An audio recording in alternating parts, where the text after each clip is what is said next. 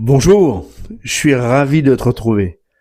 Installe-toi confortablement, on va prendre quelques minutes ensemble, tranquillement, pour ce nouvel épisode de C'est Alain qui m'a dit.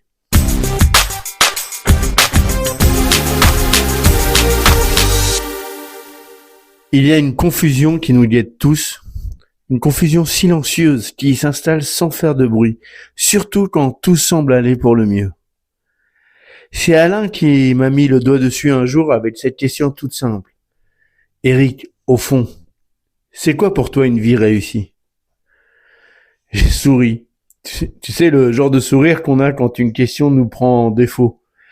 Parce que j'avais une réponse, bien sûr. Préparée, propre, rodée, celle qu'on donne dans les dîners quand quelqu'un nous demande où on en est. Mais Alain ne me posait pas cette question-là.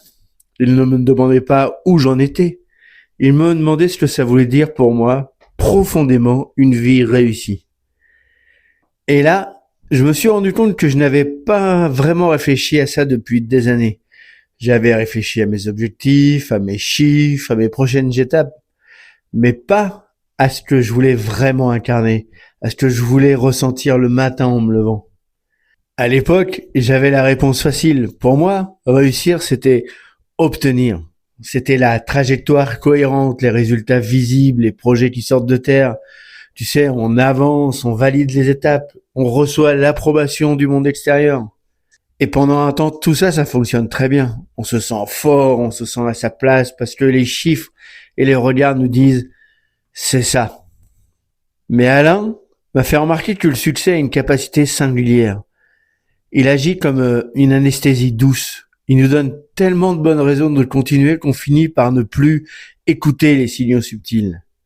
Et le problème avec une anesthésie douce, c'est qu'elle ne fait pas mal. C'est même ça le piège. Si ça faisait mal, tu réagirais, tu remettrais en question, tu ferais quelque chose.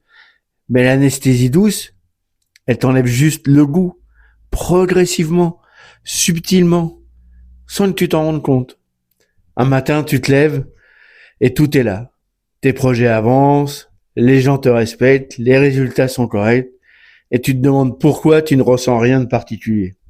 Tu te dis que tu es fatigué, que c'est la saison, que tu as juste besoin de vacances. Mais si tu étais honnête avec toi-même, vraiment honnête, tu saurais que ce n'est pas de la fatigue. C'est le vide qui s'installe quand on avance dans une direction qui n'est plus la nôtre. Et puis, sans qu'il y ait de crise majeure, quelque chose commence à se décaler. Alors, tu t'effondres pas, mais ça vibre plus. Et c'est ce décalage intime entre ce que tu vis à l'extérieur, ta réussite, et ce que tu ressens à l'intérieur, ta vie.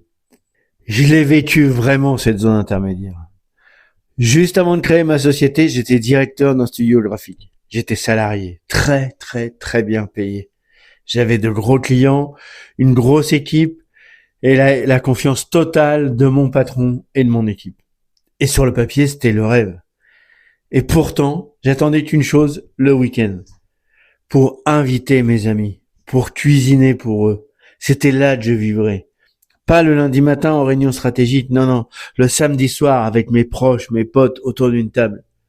Mon corps ne mentait pas, il me disait « ce n'est pas ici que tu dois être ». Et pourtant, mon patron me reconnaissait énormément, il me valorisait, il me faisait confiance. C'était sincère, c'était réel. Mais ça ne m'apportait rien. Pas parce qu'il faisait mal les choses, mais parce que c'était pas ce que je cherchais. Ce n'était pas ce qui me faisait vibrer. J'avais la réussite, mais je n'avais pas ma vie. Et pendant un moment, j'ai fait ce que beaucoup font dans cette situation. J'ai optimisé. J'ai cherché à mieux organiser mon temps, à trouver plus d'équilibre, à me dire que si je gérais mieux mes semaines, ça irait mieux. Comme si le problème était une question d'organisation.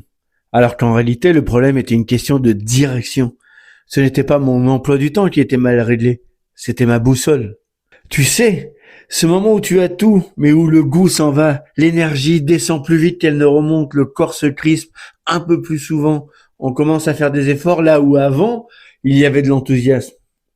C'est là que j'ai compris la distinction d'Alain. La réussite, c'est obtenir ce que l'on veut, la sécurité, la reconnaissance, la place. Mais une vie réussie, c'est tout autre chose. C'est devenir qui l'on est. C'est laisser émerger ce qui cherche à s'exprimer en nous au-delà de nos fonctions de dirigeants ou de nos rôles sociaux. Quand on est dans la réussite pure, on force parfois sur un modèle qui ne nous correspond plus.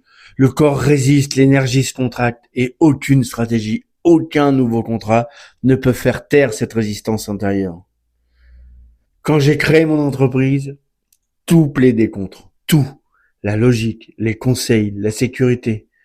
Mais je ne me suis jamais senti aussi juste avec moi-même. Je n'avais rien sur le papier, pas de certitude, pas de garantie. Juste cette boussole intérieure qui te dit « c'est par là ». Et c'est là que j'ai compris. Quand on cherche une vie réussie, le corps coopère. L'effort est toujours là. Le travail est exigeant, mais il ne t'épuise pas de l'intérieur. Tu ressens cette sensation de justesse, cette cohérence qui te porte même quand c'est dur. Aujourd'hui, mon baromètre a changé. Je ne regarde plus seulement les trophées sur l'étagère. Je regarde la qualité de mon souffle. Et d'ailleurs, je vais te révéler quelque chose que je n'ai jamais formulé à voix haute avant cet épisode. Quand quelque chose me pèse, une situation, une décision, une tension, et que ça m'oppresse au niveau du sternum ou du plexus, je ne lutte pas contre. En fait, j'en fais une boule. Je la visualise, je lui donne une forme, un poids, une texture. Et je la déplace sur le côté, au niveau de mes poignées d'amour. Enfin, poignées d'amour pour moi. Pour d'autres, on va dire les abdominaux obliques. Et comme ça, en faisant ça, ça me laisse toute la place nécessaire pour bien respirer. Pour laisser entrer du propre, du nouveau. Et quand c'est fait, les solutions arrivent. Et la boule disparaît. Pendant des années, j'ai fait exactement l'inverse. Quand quelque chose m'oppressait, je me forçais à passer au-dessus, à continuer, à performer. Je croyais que c'était ça la force. Encaisser, tenir, ne pas laisser les émotions interférer avec mes décisions. Mais encaisser sans traiter, c'est pas de la force. C'est de l'accumulation. Et un jour, l'accumulation déborde. La technique de la boule, c'est l'inverse de ça. Ce n'est pas effacer, c'est déplacer, faire de la place, respirer. Et ce geste simple, déplacer l'attention du centre vers le côté, c'est exactement ce que j'aurais dû faire avec ma vie professionnelle bien plus tôt. Ne pas effacer ce qui pèse, ne pas l'ignorer, juste le déplacer pour pouvoir continuer à respirer et à voir clair. Ce n'est pas une technique qu'on m'a apprise, c'est quelque chose que mon corps a toujours su faire et que j'avais oublié pendant des années où je cherchais à tout contrôler avec la tête. Aujourd'hui, je reviens à ça, à cette écoute, à cette justesse. Alors, je te laisse avec cette question qui demande de l'honnêteté envers toi-même. Est-ce que ce que tu construis aujourd'hui te permet simplement d'obtenir ce que tu pensais vouloir, ou est-ce que cela te rapproche vraiment de qui tu es? Si cette question crée une petite tension chez toi, ne cherche pas à la résoudre tout de suite. Écoute-la simplement. C'est peut-être le signal qu'il est temps de réajuster ta trajectoire. Et si cette tension remonte au sternum, tu sais maintenant quoi faire. Allez, on va s'arrêter là pour aujourd'hui. Et souviens-toi, parfois, il suffit de changer de regard pour que la suite apparaisse. Merci pour ton écoute et à très bientôt pour un nouvel épisode de C'est Alain qui m'a dit.